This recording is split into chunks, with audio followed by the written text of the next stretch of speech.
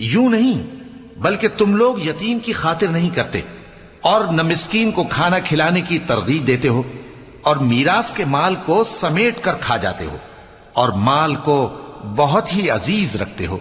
यूं नहीं, जब जमीन कूट कूट कर बराबर कर दी जाएगी और तुम्हारा परवरदिगार जलवा फरमा होगा और फरिश्ते कितार दर कितार आ जाएंगे और दोज़ख उस दिन सामने लाई जाएगी, तो इंसान उस दिन सोचेगा, मगर अब सोचने से उसे फायदा कहां मिल सकेगा।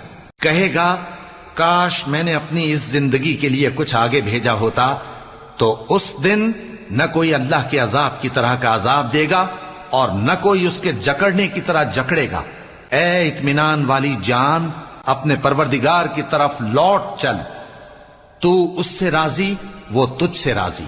सो तू मेरे खास बंदों में शामिल हो जा और मेरी बहिश्त में दाखिल हो जा।